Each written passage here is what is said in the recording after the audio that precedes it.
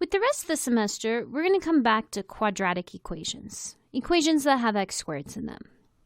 And in the past, we learned that we can solve quadratic equations by factoring. But I want to show you two more methods in this particular lesson, and then a third and final method in the next lesson. So we are going to start by talking about how we can solve quadratic equations using square roots. This doesn't work for every single quadratic. It only works in special cases. The idea behind this method is you want to isolate the squared. So there's a quantity that's squared, and then you get rid of the squared by taking the square root of both sides.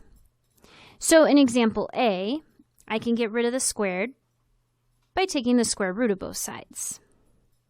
However, there are two different numbers we can square to give us 25, a positive or a negative. So anytime you take the square root of an equation, you have to put a plus or minus there to indicate that, well, it could be positive or it could be negative. So in this example, I now have x minus 3 could equal positive or negative 5.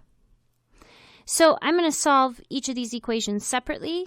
X minus 3 could equal 5, which means if I add 3, x equals 8. Or x minus 3 could equal negative 5.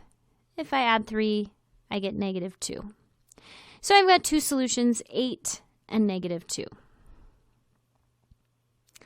If you want to use this square root method, again, you have to isolate the quantity that's squared.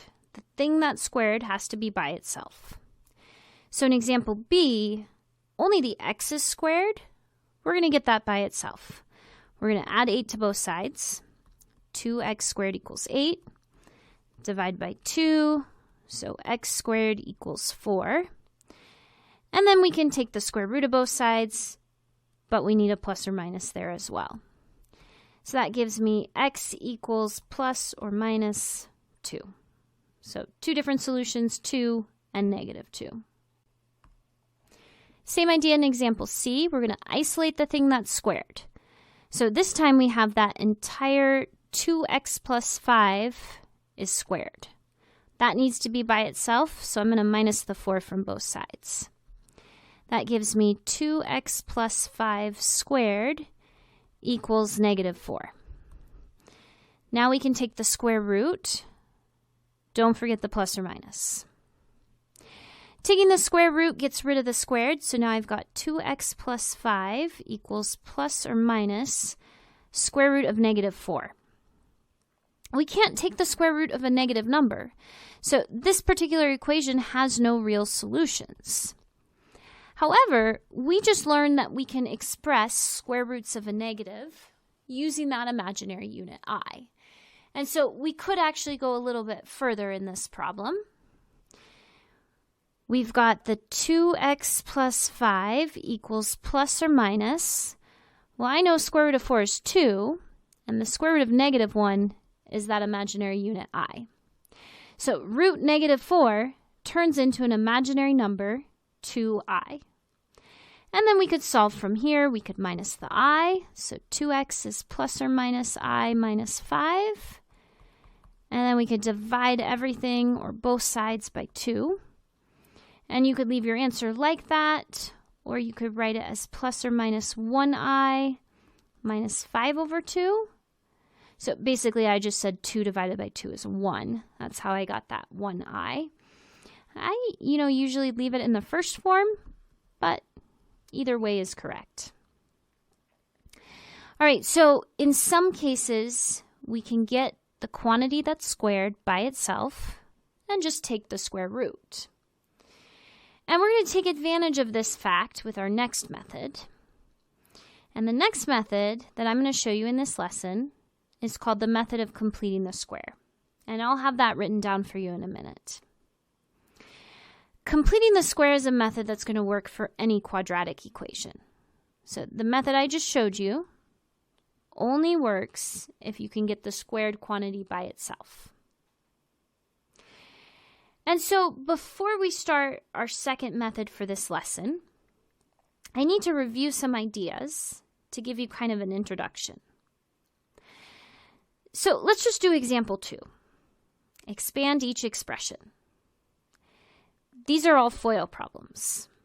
X minus 4 squared means we have x minus 4 times x minus 4. That becomes x squared minus 4x plus 16, or x squared minus 8x plus 16. There's a pattern here. We have an x squared, and then notice the minus 8 is 2 times negative 4, and the plus 16 is negative 4 squared. That pattern always holds when you're squaring two binomials, or when you're squaring a binomial of this form.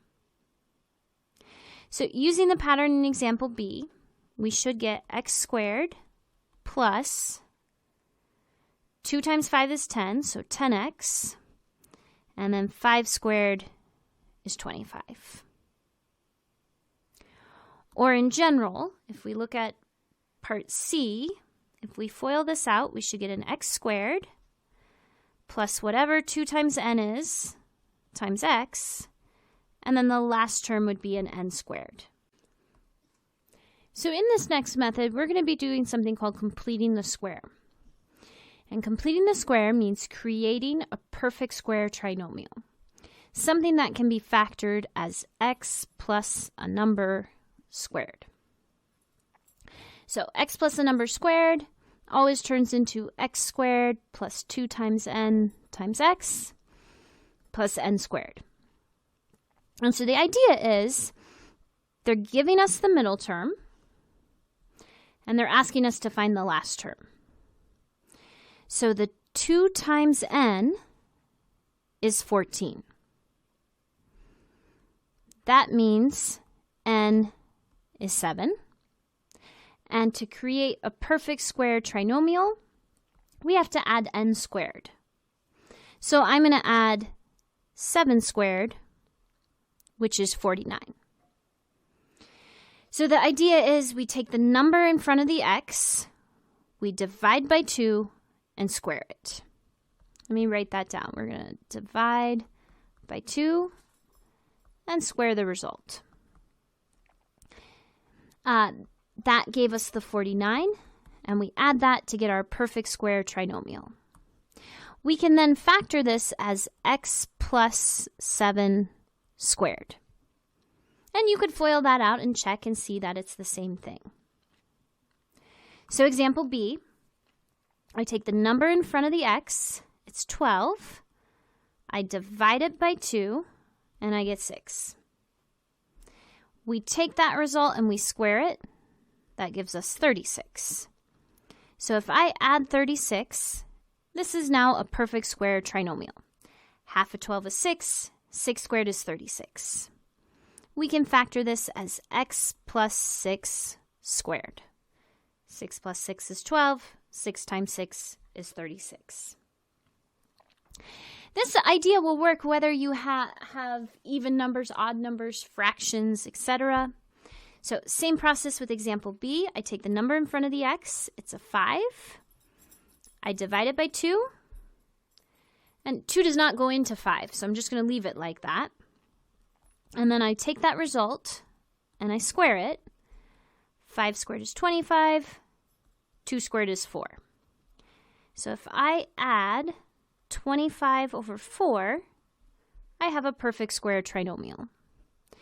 Using the same pattern that happened in the previous problems, I should get x. And then this problem has a minus sign in front of the 5, so it's actually going to be x minus. Whereas the previous problems had plus signs, and so that's why we had plus signs in our factors. So x minus, and it's going to be whatever you squared, what you got when you divide it by 2. So x minus 5 halves squared. So this idea, taking the number in front of the x, divide it by 2, and square it, is called completing the square. And we can use this process to solve quadratic equations. So, for example, I have the equation x squared minus 8x minus 7 equals 0. This is an equation that can't be factored. Product of -7, sum of -8, we can't do that. We also can't use the square root method because there's an x squared term, but then there's also an x term. So we can't get the x squared by itself because there's still other x's in the problem. So instead, we're going to use our method of completing the square. We're going to start this method by taking the constant term, the 7, and moving it to the other side. So that means adding 7 to both sides. So now I've got x squared minus 8x, I'm going to leave a little space, equals 7. So step 1 is move the constant to the other. Step 2 is complete the square. And we want to make sure we're adding the same number to both sides of the equation to keep the equation balanced. So I take the number in front of the x, it's an 8. I divide it by 2, and that gives me 4. I take that result and I square it. 4 squared is 16. So I'm going to add 16 to both sides. That's step 2. I have completed the square. Step 3 is factor. Now that we have a perfect square trinomial on the left, we can factor that as something squared. In this case, it's going to become x minus 4 squared. It's a minus because the 8 was negative. And then 7 plus 16, that's 23. This is now an equation that we can solve using that square root method. So we take the square root of both sides. And once again, don't forget that plus or minus. And that's going to give us x minus 4 equals plus or minus root 23. And then to finish, we add the 4. So x equals 4 plus or minus root 23. That's our final answer. When you're entering two answers like this into WebWork, you have to enter them separately. So one answer would be 4 plus root 23. The other answer is 4 minus root 23. Let's do 2 more. Same steps. So step 1, move the constant over. So this one's going to be x squared plus 2x equals minus 2. Then we have to complete the square. So I take the number in front of the x. 2 divided by 2 is 1. 1 squared is 1. So I'm going to add 1 to both sides. We can factor the left-hand side as x plus 1 squared, and the right-hand side is just a negative 1. To finish, we take the square root of both sides. Don't forget the plus or minus. This equation has no real solution because we're taking the square root of a negative number. However, we can write that solution using that imaginary unit I. So we could say x plus 1 equals plus or minus 1i minus the 1. So x equals negative 1 plus or minus I. So we don't have a real solution, but we can write our solution in that complex number system. All right, last example. Move the constant over. X squared plus 5x equals 3. Complete the square.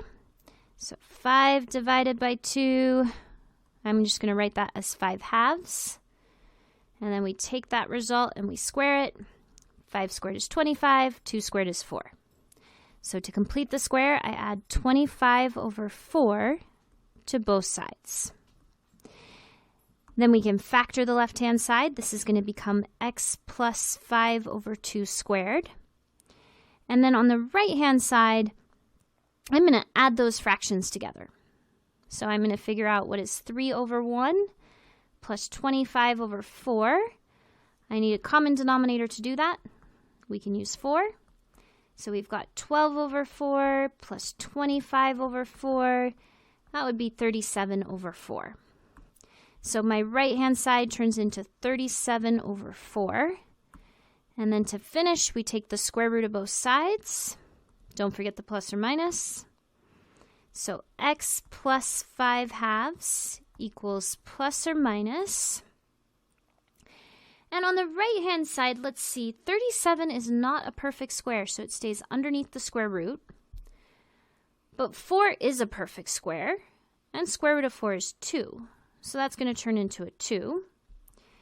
And then to finish, I'm going to minus the 5 halves. So x equals negative 5 halves plus or minus square root of 37 over 2. You can leave your answer like that, or you could combine it into a single fraction, negative 5 plus or minus root 37 all over 2. Right, that's it for this lesson, completing the square. I know it's a challenging topic, especially because it's probably new for a lot of you. But this is a topic that's definitely going to come up in Math 121. It's an important thing to start to understand in this class. So please talk to me or any of the tutors if something about this doesn't make sense.